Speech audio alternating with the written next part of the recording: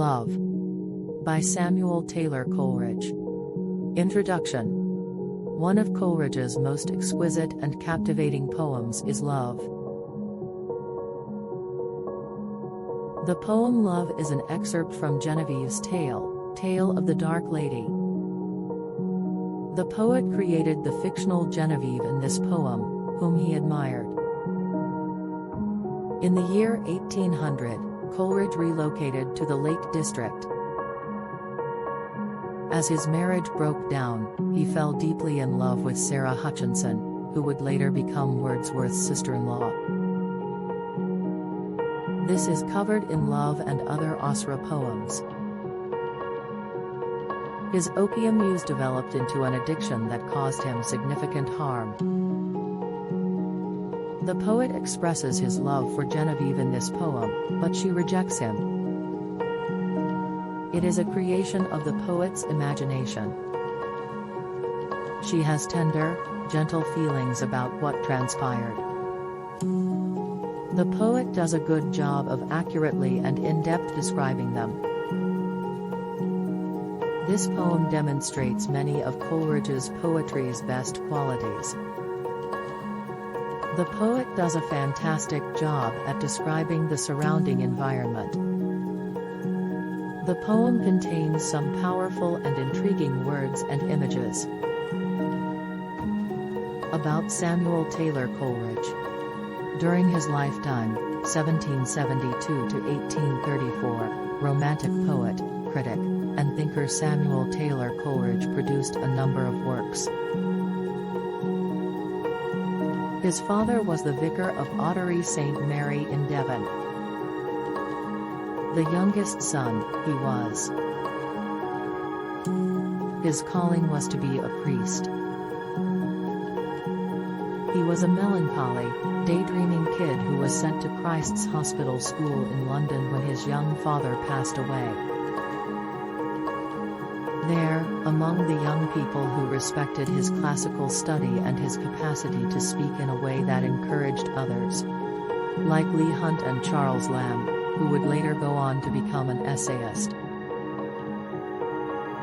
Between 1792 and 1794, Coleridge excelled in the classics at Jesus College in Cambridge. However, he joined the 15th Light Dragoons out of desperation due to the French Revolution, binge drinking, and a poor relationship. He passed away in 1834 and was buried in a church. The poetic, the critical, and the philosophical works of Coleridge can be divided into these three categories. They line up with the opening, middle, and closing lines of his poetry. Among his most well-known compositions are the poems Kubla Khan, Christabel, and the Rime of the Ancient Mariner. The poem Love by Samuel Taylor Coleridge is one of his most interesting and beautiful works. He is a thinker, a critic, and a romantic poet. The poem is divided into 24 stanzas. Each stanza contains 4 lines. For his rhymes, the poet adopted the pattern ABCB. Figures of speech, literary devices, and symbols are used throughout the poem. In this poem, the poet expresses his feelings for a woman named Genevieve. The opening stanza. The author claims that the primary sources of love are thoughts, feelings, and pleasures in the first stanza of the poem. These emotions overflow a person's body, and the poet claims that love is a divine emotion that must constantly be nourished. Over time, nothing has changed about it. The poem's central theme is that love is a pure emotion. Second stanza. He claims that love is like a dream that you wake up from in the second line of the poem. He dreams happily as he snoozes on his horse close to the crumbling tower. He remembers and appreciates the happy moments. The third stanza. In the third stanza of the poem, Genevieve, his hope and joy, also makes an appearance. The moon and the twilight light create a lovely scene. The fourth stanza. Genevieve is seen in the poem's fourth line listening to the poet's song while leaning on a statue of a knight. After that, the poet or speaker narrates a poem about a knight who falls in love with a woman who doesn't reciprocate. The woman declines the knight's offer of love. Genevieve listens to the tale while remaining motionless and attractive in the waning twilight light. The fifth stanza. The author claims that Genevieve is his hope and delight in the poem's fifth stanza. To express his feelings, he repeats these sentences repeatedly. Genevieve has no issues of her own to deal with. She no longer experiences despair. The poet sings her lovely songs to cheer her up, but she feels depressed and restless when she hears them. The sixth stanza. He begins delivering a depressing tale that is appropriate for the ancient ruins where they are in the poem's sixth stanza. The seventh stanza. He praises Genevieve's deeds in the poem's seventh stanza. Although she is aware that the poet is focusing on her face, she maintains her poise by keeping her eyes down. He resumes singing his tale while seeing how shy she appears and the expression on her face. The eighth stanza. The poet begins to describe the valiant knight who carried a shield bearing a mark indicating his heritage in the eighth stanza. The woman the knight loves, the lady of the land, is the object of his 10-year pursuit. She doesn't respond to the knight despite his love for her. The knight thus gets lost in the jungle for 10 years. He is passionate about love, and the poem implicitly demonstrates how much he adores Genevieve. The ninth stanza. The poet describes to Genevieve how the knight struggled because he loved the lady of the land in the poem's ninth stanza. The poet's selection of the song, the lines, and the phrases revealed how much he loved Genevieve. Since the poet is in the same predicament as the knight, he uses this as a means of expressing his love for Genevieve. The 10th stanza. The poem's 10th stanza describes Genevieve's lovely look. He keeps staring at her face, which makes her appear shy. The 11th stanza.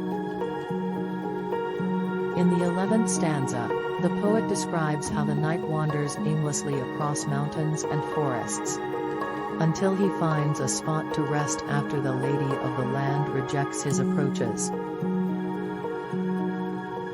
The 12th stanza. The author describes the knight's predicament to Genevieve in the song's 11th stanza.